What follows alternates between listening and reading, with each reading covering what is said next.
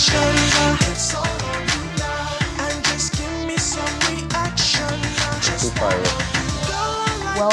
to Rubbin Minds. My name is Isabella Adebuju. Over the week, Nigeria clocked 65 years since her independence. So a happy independence here on Rubbin Minds. Now, Nigerians are asking a lot of questions 65 years later, even as the prices of goods and services continue to rise, like cooking gas, and then the issues of security continue to make the headlines.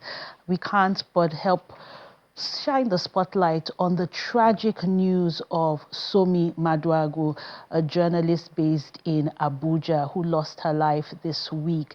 And we're asking as Nigerians, where is that corner? His Excellency President Bola Ahmed Tinubu said Nigeria has turned a corner. But has Nigeria really turned a corner? Is this a political corner or a practical corner? To discuss these issues from the front page, I have with me a governance consultant in the person of Dakpo Adaramewa. Dakpo, welcome to Rubbin Minds. Thank you for having me. Pleasure to be here. Thank you for honoring our invitation, and a happy 65th independence. I always love independence because as a child we would dress up and we would reflect on the diversity of Nigeria, but I think it's also a time of reflection, and Mr. President in his speech says that we've turned a corner. Do you believe that Nigeria has turned a corner as she clocks 65? I mean, we're all very happy to see that we've celebrated yet another year of independence. But I'm not quite sure what corner the president is referring to and who exactly turned that corner. But I do know that for the average Nigerian, the only corner they have seen, shall we say, is the tight corner they are in terms of resources, in terms of their well-being, in terms of their safety, in terms of their general outlook on life. It is the tight corner that most Nigerians are facing right now. That's the only corner I see people turning. Because I mean, I'm hearing you, it's a period where we're seeing rising prices. Some will say that it's expected because we're now into the ember months and things tend to rise. I mean, we have cooking gas going up very high, and we're wondering 17,500 naira for a 12.5 kilogram canister of cooking gas. Where next? What can Nigerians expect economically, just in terms of standard of living? Do you see it getting better? Do you see this tight corner opening up? I remain optimistic, but I don't believe that any magic will happen except Nigerians themselves demand a certain amount of change. And I think the cooking gas, shall we say, it's kind of ironic. You know, on one hand, we have the president telling us we've turned around a corner and things are getting better. And immediately after, we see a sharp rise in one of the basic commodities that everybody uses and everybody needs. And I'm talking about almost 30+%. It's quite a ridiculous figure when you think about it. So it just goes to show evidence that maybe what they're telling us is not true. I mean, we all know that it's not quite what we're experiencing. You know, some will say that the president is being honest with some of the tight reforms and tight corners Nigerians, to borrow that phrase from you, Nigerians have had to endure. But hope is on the horizon. We've gone past the hard times. Do you think this is more about being honest with the people, or is also maybe a lack of empathy and a lack of sensitivity where the constant message is just hold on, just hold on, just hold on, we're going to get through it? Well, there's two things we need to explore, right? We need to ask ourselves as Nigerians, do we want a government that is empathetic or a government that shows solidarity? Now, I care less for a government who tells me, oh, they feel my pain. I want a government who goes through the darkness and the hard periods with its people. You cannot have a government that is spending billions on jets. You cannot have a government that is spending billions renovating conference centers. More than half what they spent on student loans, they spent on renovating one conference center in one location, right? You cannot have a government that is telling people to go through the hard time, but is buying new cars for the senators. It's ridiculous, right? So more than empathy, we need solidarity. We need a government that is going to go through these dark parts with us and show us by example that, look at us, we haven't done this. We've cut down on our expenses. We ourselves are managing so that Nigeria can prosper, right? We don't need that two-faced story of telling us, bear it, don't worry, hope is around the corner, hope is around the corner, whereas in reality, they are enjoying and we are suffering. So, when it comes to independence, like I said earlier on, we reflect on the diversity of Nigeria, the tribes, our children wear our national costumes to school, and we say in brotherhood we stand, those tribes and tongues may differ. Beyond the change of that national anthem, do we really see that unity, that brotherhood that we now sing about 65 years later? Or have they somehow managed to still win, the colonial masters, with their divide and rule and keeping us apart? I'm not a believer in the fact that colonial masters are still meddling in the affairs of Nigerians. If they are, it's because our leaders have let them. And it's normal, if you look through history far back enough, you know that at one point, big powers mess with small powers. But it is on every nation state to wake up to reject the influences of outside people. So the pressure is on our leaders actually to chart a new way forward. And in terms of the unity of Nigerians, I believe it is there. I believe we Nigerians know that, we're all the same. We're all going through the same things. The only problem, the only challenge we have is resisting the misinformation that comes usually around election, right? All of a sudden, right now, you take a state like Lagos State, we're all relatively we're getting along, everything is going well, but all of a sudden something happens close to election, we start hearing, the Yoruba don't like the Igbo, whereas in our day-to-day interaction, we're interacting with each other fine. We're opening up shops next to each other. We're living in the same street, in the same neighborhood. We care about each other. But once shall we say, the meddlers come in, right, we need to have a robust identity enough to be able to push back on those things and say it doesn't matter where the person is from, it is more about the content of the person's character. Yeah, and we're marrying each other. I mean, you speak to people, you find out, I'm Igbo, I'm Yoruba, I'm Igbo and Yoruba, my husband is Igbo and Yoruba, and I know a lot of people are intermarrying, and we have NYC that gets us to visit different parts of the country. I want to move to just the cost of living, because I think that's something that affects everybody. We've touched on cooking gas, but in terms of transportation, healthcare, you mentioned the student loans, education, how are we faring as a nation 65 years later? We're struggling, which is... It's interesting when we throw out these figures. I think one of the biggest things they're talking about is the increase in non-oil revenue and how that is supposed to be something we're proud of. Now, we need to unpack what they mean by, non-oil revenue so that we can understand how it's affecting us as Nigerians. There's only limited ways that the government can raise revenue. And one of the ways is taxation. So if they're not making money from oil, they're making it through VAT, through different forms of taxes, corporate taxes. Now, if the government is generating more revenue, it's taking it from us.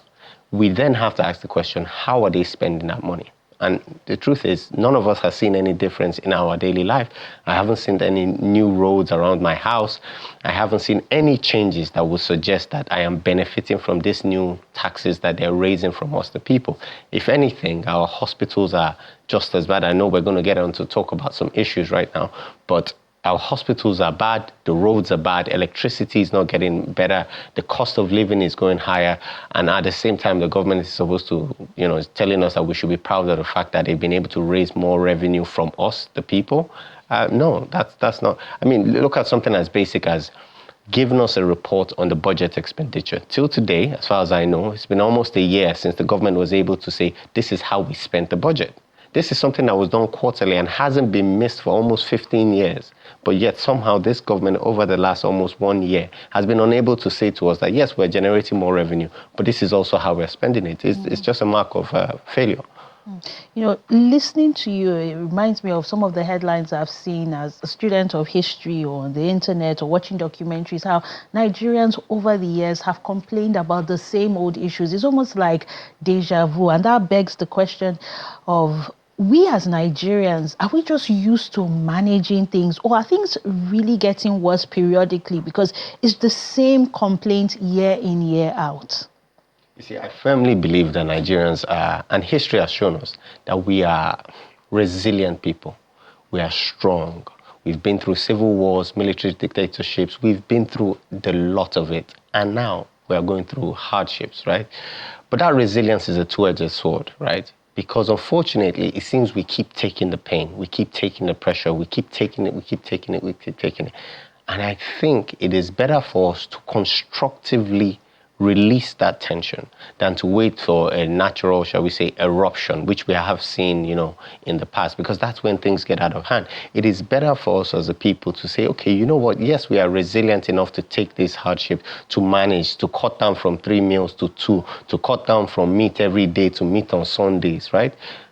We should say enough is enough, right? And we have the most beautiful tool, which to give feedback to the government, and that's elections. Right? And we have another one coming up in a few years. And it's about time we let them know truly how we feel as a people. As I was listening to you, the word that came into mind is long suffering, because there's a resilience starts somewhere and then long suffering where we're just taking it and what next. Because when you look at some of the tax reforms that are being introduced, like we barely have enough, yet we need to pay tax on this. Subsidies have been removed. And the question is, when is that light going to finally come? You are saying the elections. How confident are you that the elections can bring about that change? Because if you look at the last elections, there was that hope in the air. And I mean, for a lot of people, their hopes were dashed. Well, what choice do we have, right? We need to go out there and try something different. And I think part of the problem, I had a conversation earlier with somebody today, and we were discussing the fact that those who have a little bit feel they have a lot to lose, right? Those who maybe have a car, those who maybe have a stable job, they feel like they have so much, right, that they can't afford to go out and vote. They can't afford to. But at the same time, those who have a little are in the most precarious position ever, right? Because if there is ever any explosion within the city, or there is a breakdown of law and order, often we are the ones within reach. The people who are making the decisions are behind closed doors, gated communities. They have armed security to protect them. Those of us who seem to symbolize a little bit of success are at the expense of the masses that are angry, justifiably, and they might misdirect that anger at us, right? So the Nigerian people need to wake up to the fact that nobody is coming to save us. Nobody is coming to save us, and we must go out there ourselves and demand change from our government. And we've gotten to the point where the government doesn't even try and lie to us, right? They know, that they're messing up, right? And it's the quality of leadership that is affecting this nation. We have everything it takes. We are the largest black nation on earth, and anything that happens here really will shape the world, the black world as we know it, right? And so we are in a blessed position, shall we say, to revolutionize everything for ourselves and everybody else. So it's time we pick the right leadership. And when I think about elections, I also think about security, because that's such a huge, huge factor that affects people turning up at the polls, fear of losing their lives, their property. And I have to recollect what has happened this week, because it's a bigger conversation. One of us, a journalist, Somi Maduagu, was cut down. She lost her life when armed robbers took over her flat in a gated community, armed personnel, and somehow that wasn't enough. So even though the fences are going higher, the security is doubling, Nigerians are not safe, at least from what we can see. How would you rate this government in terms of security? And I'm not just saying Boko Haram or farmer headsmen clashes. I'm now talking about security even in the urban areas, Abuja, Lagos, Port Harcourt.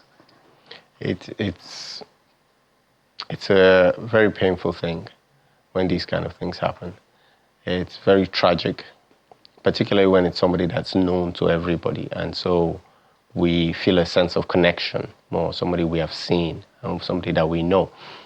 The painful truth is it happens in this country all around, and it happens to people that nobody gets to know their name, and it's a woeful failure on the part of the government to keep its citizens safe. I was thinking about it, and I was thinking, if the government cannot keep people in Abuja, the very seat of power, safe within a gated community, then what is left for those of us who are far off?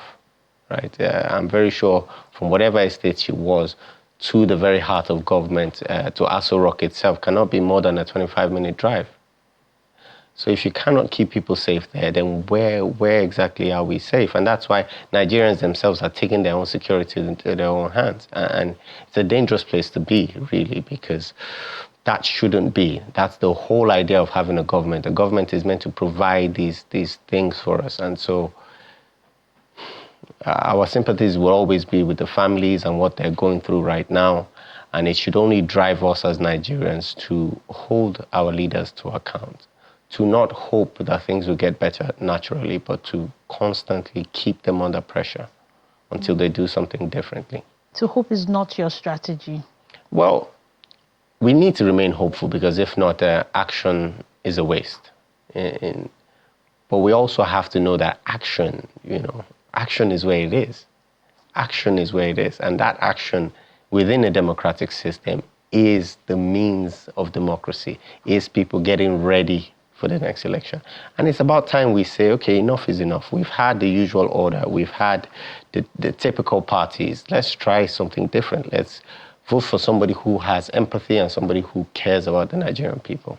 Someone who will stand in solidarity with the Nigerian people. And what ways, as we round off this segment, can Nigerians truly take action? I mean, the elections, like you mentioned, is 2 years away. But from now, how can we hold our leaders accountable so they know when they come to the polls, it's not just a walkover or business as usual? I think the easiest way we can send a message is to engage with the political structure, not wait till the election, right? There are parties, there are systems within parties, there are events being held for different parties, and you can join any party, but be engaged with the political system.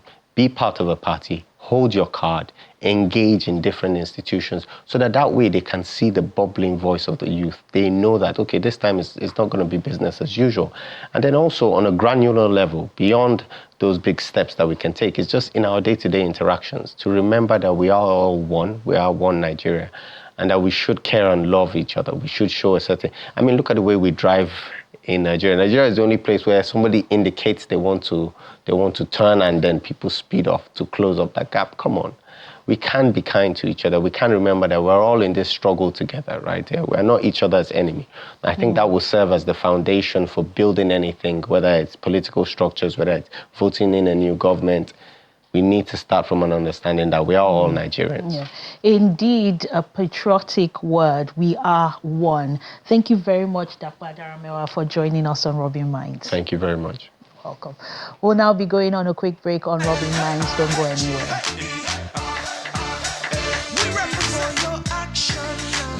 Welcome back to Rubbin Minds. Now, over the past few years, Japa, which literally means fleeing or moving or migration, just leaving the shores of Nigeria in search of greener pastures, has become one of the biggest movements. It seems like these days people are making their ways to different corners of the earth, from Australia to the UK to the US, New Zealand, and the list goes on. But a lot of times, Nigerians do fall prey to scam artists, fake agents, and promises of greener pastures that end up in tears, premium tears. Now, to discuss how Nigerians can protect themselves in their Japa journey, I'm joined by a migration and travel consultant, popularly known as Waka Waka Doctor, and he joins us from our Abuja studio.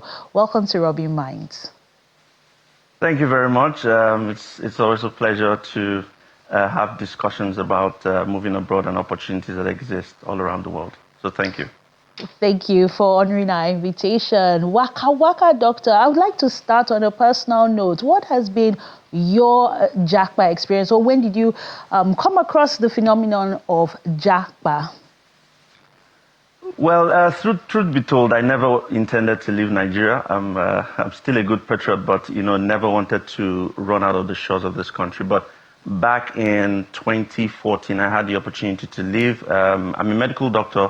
That's my background, but I was severely underpaid and overworked. So in a bid to look for money, the hunger for money, I found a job opportunity in the Middle East. And that was when I found out it was possible to live abroad, it was possible to move abroad, thrive abroad, earn money that was much better than I was earning in my country at the time.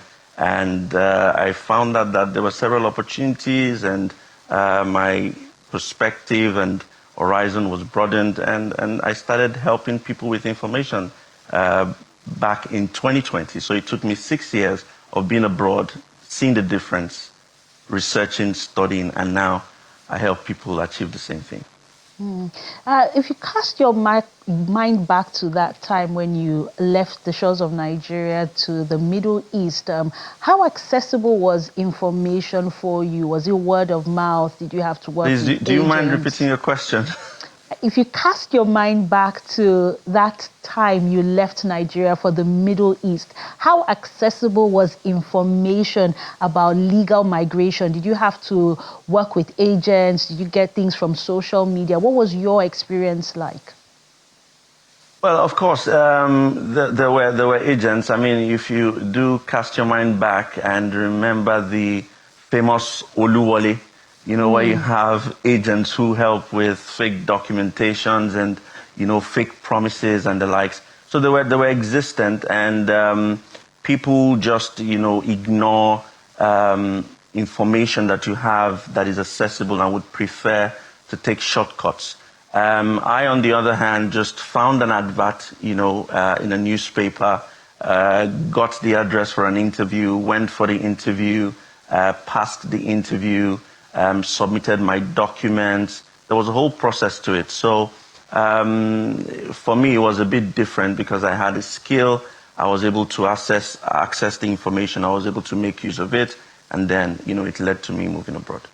Well, not a lot of Nigerians are medical doctors or in high demand, and a lot of them fall prey to some of these scam artists. And you mentioned Oluwole. What are some red flags or pitfalls, danger signs that Nigerians should look out for in their Japa journey?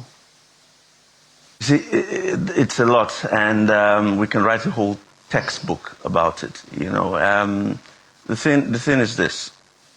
There is verifiable information on everything you need on the internet. Verifiable information from government websites, from official websites that you can access. So when you meet someone who tells you, gives you information that is not verifiable, that's a red flag. When someone promises you and offers you guarantees, because even an embassy can offer you guarantee. So if they say, I assure you you're going to get admission, or I assure you you're going to get a visa, or I assure you you're going to get a job abroad, then that's a red flag. If they have no registration, no license to show you, that's a red flag. If they're asking you to pay money into, personal accounts, that's a red flag. If they try to avoid a documentation and contracts, that is a red flag.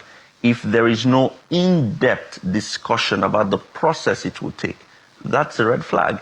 If they are rushing you to make payments, and telling you, do it now or you will lose, that is a red flag.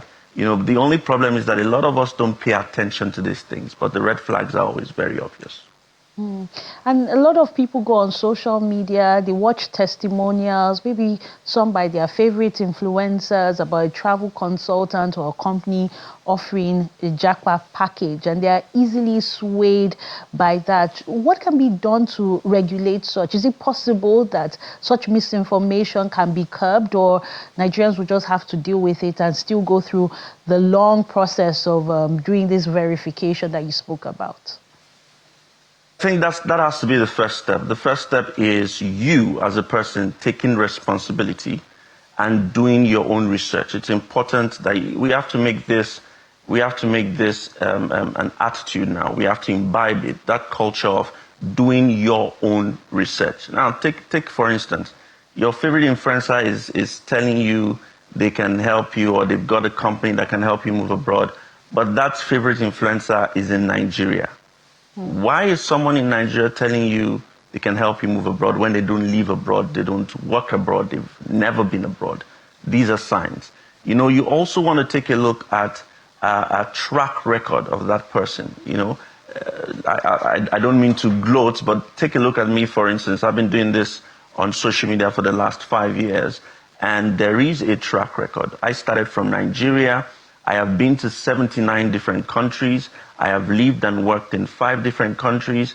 I have helped people, hundreds of thousands of people move abroad. And it's not just by me making posts. there are people, real people, who have moved abroad and would give testimonials to the fact that they did it through Waka Waka Doctor. So there is a track record, proven stories of people who live abroad and will share with you. In fact, recently I started visiting countries to find people who moved to these countries as a result of the information I share. So the book stops at the end of that individual making the first step, doing their own research first. And of course, the government also has to help with sort of registering and regulating these agencies, okay? And one final thing that I would like to talk about is also to see how partnerships with embassies and consulates can help reduce the bureaucracies. There's a lot of bureaucracy, and this is what shifts people into looking for shortcuts. For instance, I use the German embassy, for instance. You can get a visa appointment in Germany for the next 18 months. Yeah, So I've when also an agent tried. comes and tells you, don't worry, I will get you a visa appointment in the next 2 months, they know that you're desperate to get appointments. So that's a loophole that they will exploit. So, yeah, that's it.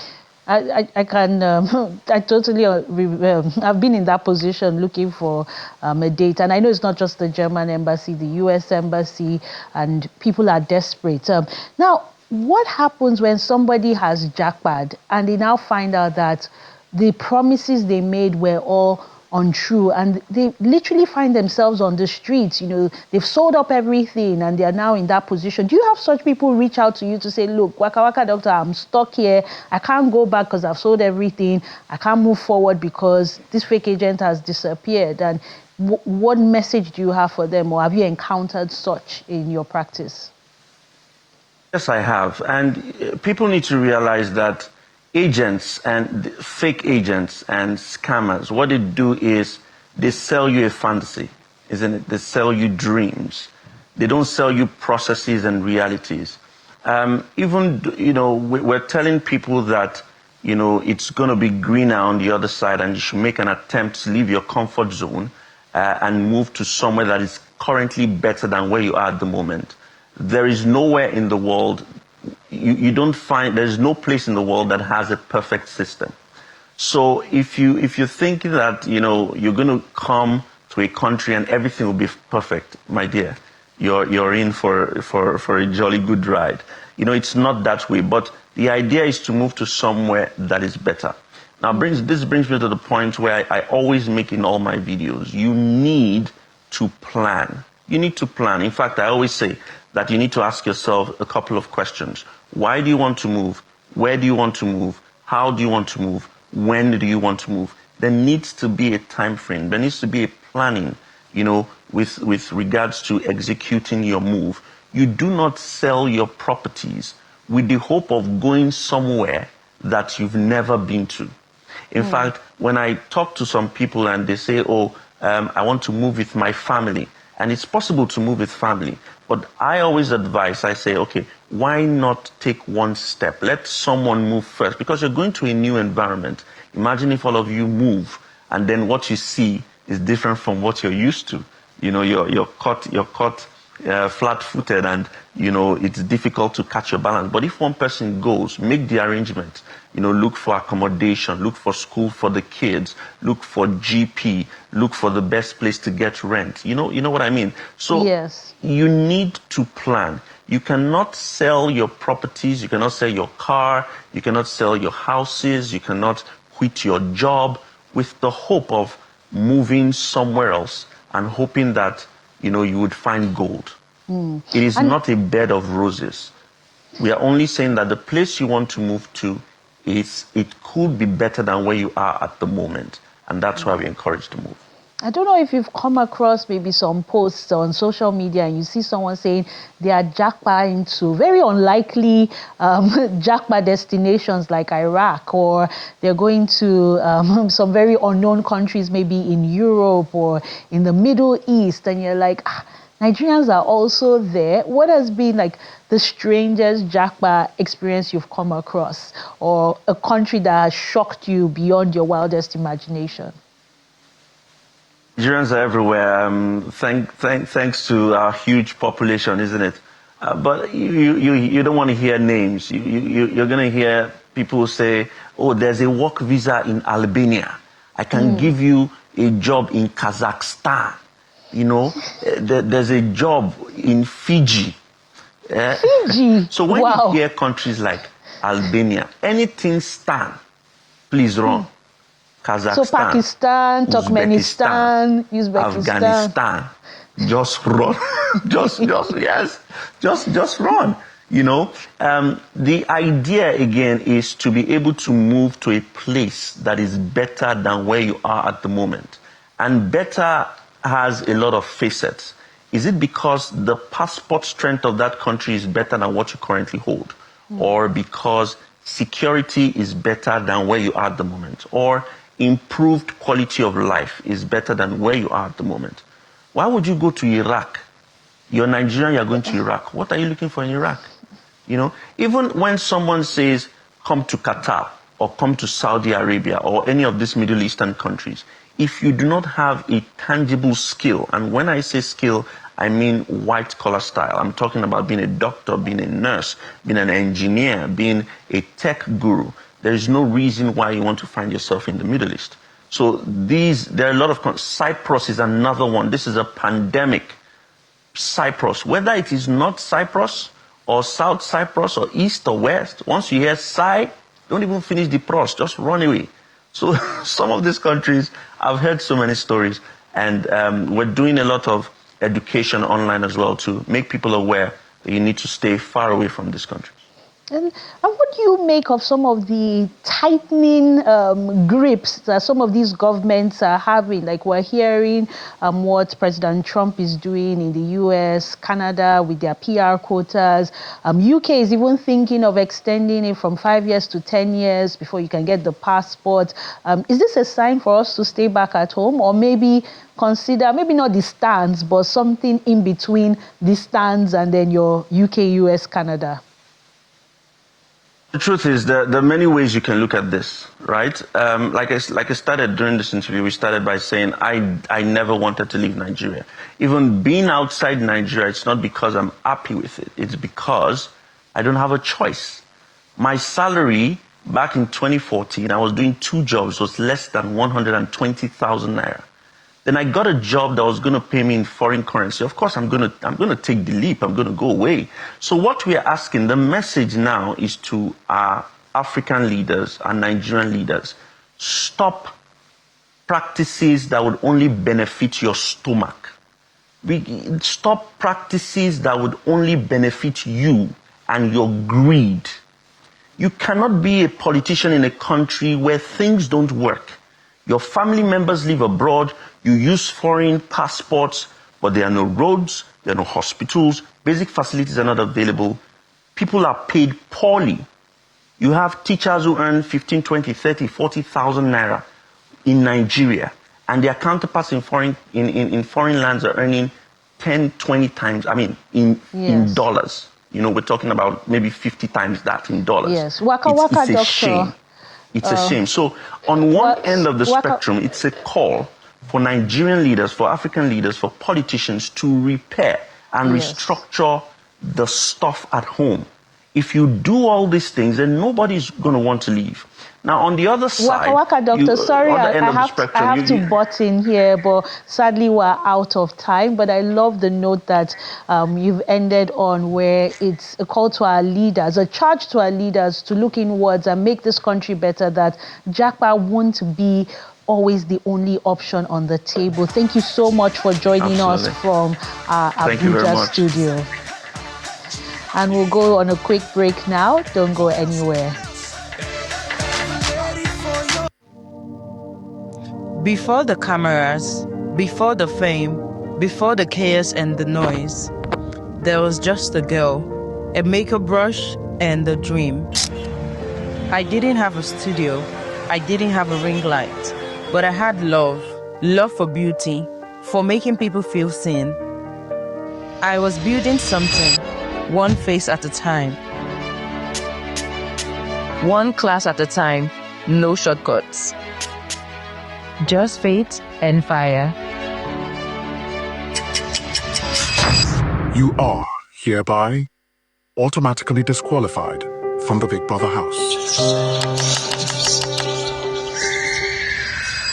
We're now joined by Nigerian media personality, as you can see, a former housemate of Big Brother Naija, and one who's on a quest to set a Guinness World Record in having 150 makeovers done in 24 hours. I'm joined by Anita Tacha Akide. Welcome to Rubbin Minds. Thank you. Hi. I love your glasses. Thank you. Your makeup is given. Thank you. You look good. Thank you. One would have thought you'd have done the makeup. Maybe you still do more makeup. Oh yeah, because I'm super cute with the makeup. I want everyone to know that I'm super cute without the makeup as well. I love that. So yeah, we're wrecking ball look. I feel like makeup artists, they always know like to treat their skin very well, so they don't always have it on. When you watch that video that played, that was your disqualification. It ended on that note. One of your phrases in the house was "no leave, no transfer." At that point, it was a leave, and you were being transferred out. Did you think it was all over for you?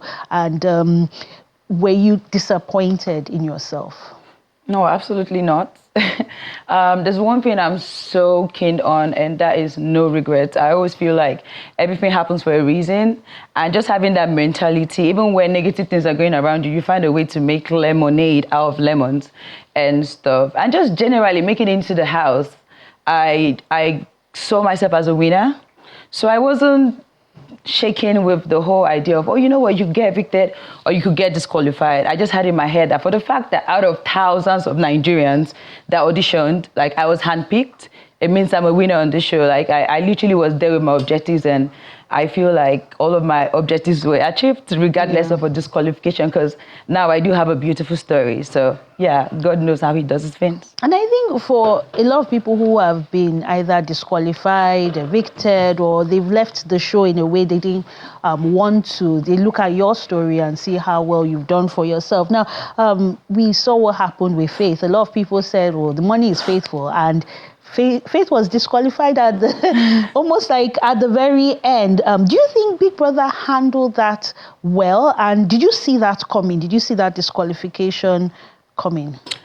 Well, I did see the clip. So when I saw the clip, I kind of like knew some certain level of consequences would come with the clip.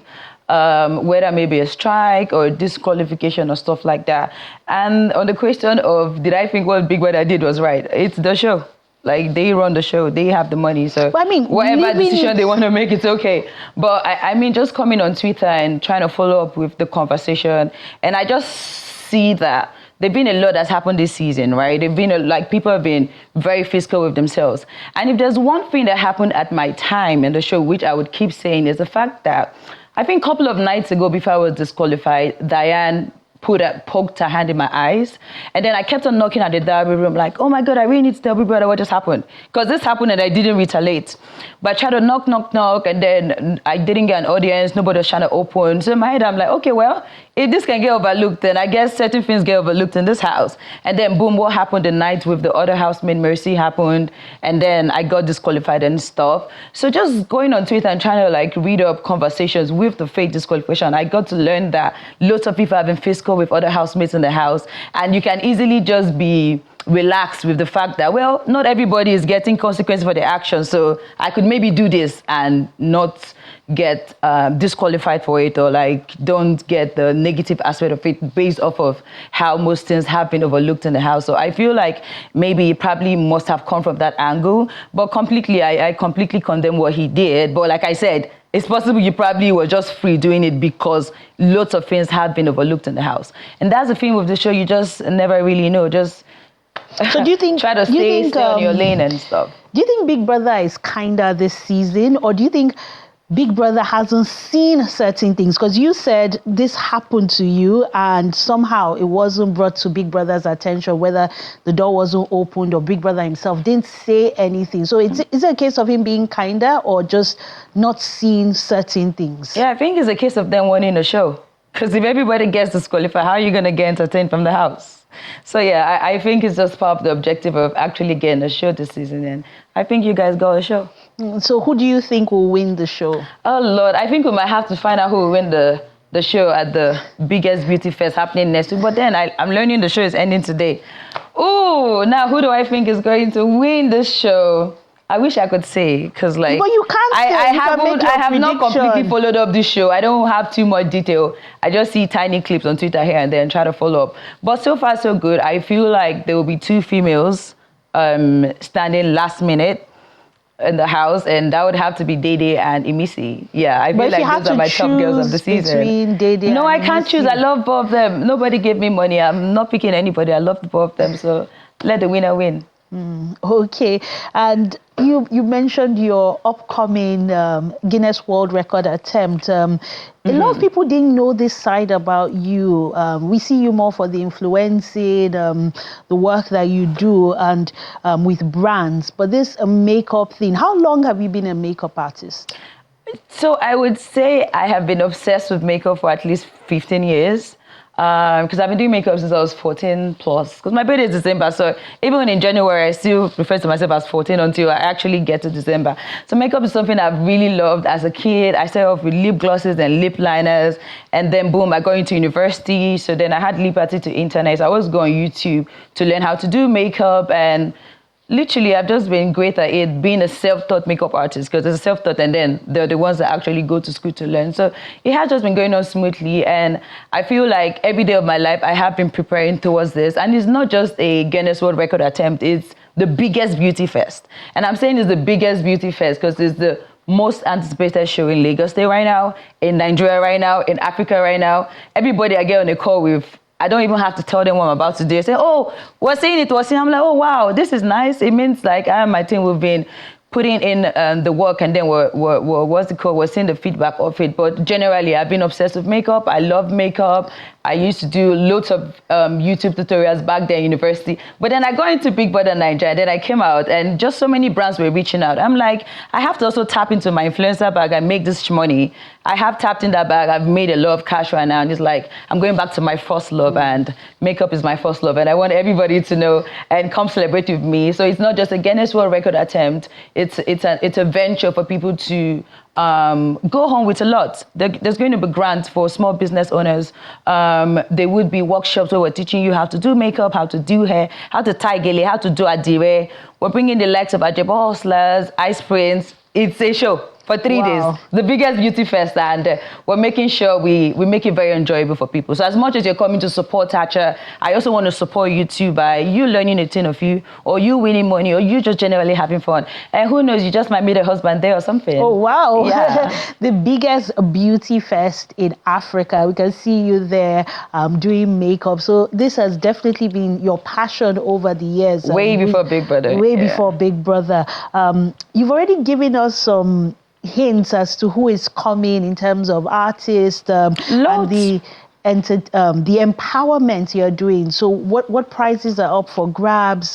What can people expect? Is there a fee attached to it? Can you give us more information? Okay. Why should people want to come? Yeah. I feel like I need to keep pushing this more. It's a non-ticketed event, so nobody has to pay for nothing. The workshops are absolutely free. And I'm bringing great women of the industry. I'm bringing the likes of Dabota Lawson.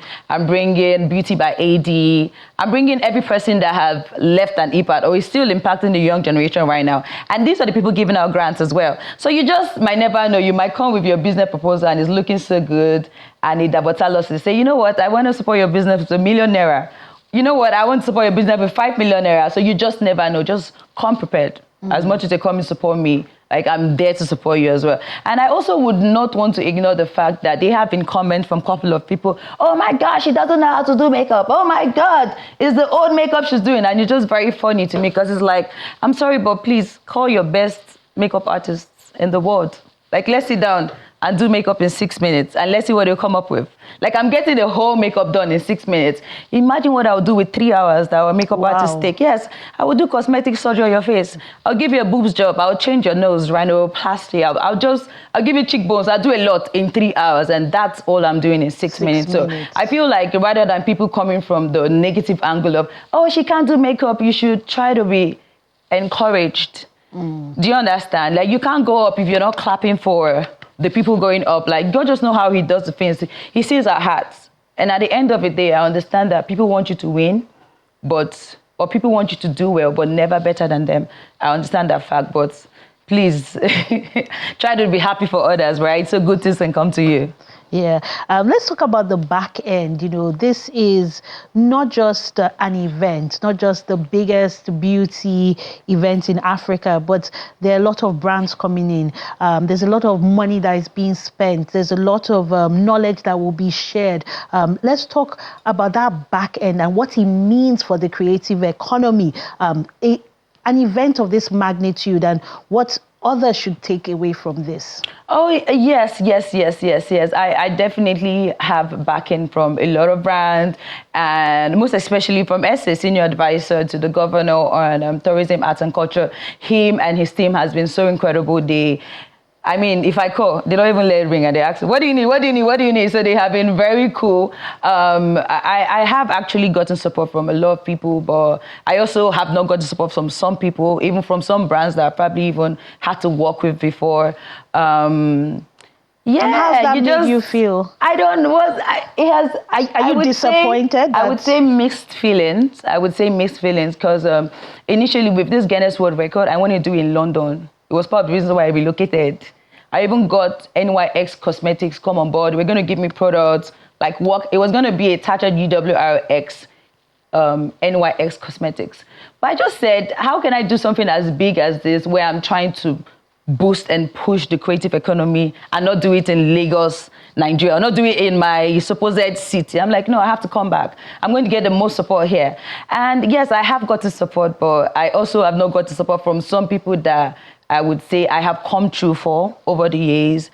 Some are opening my DMs and not replying. Like, I'm saying seen, and then there's no response. So I understand that. Has it made me disappointed? Not necessarily, because I feel like as human beings, like we do certain things, and the best thing you can do for yourself is not to take anything to heart. They will need something too.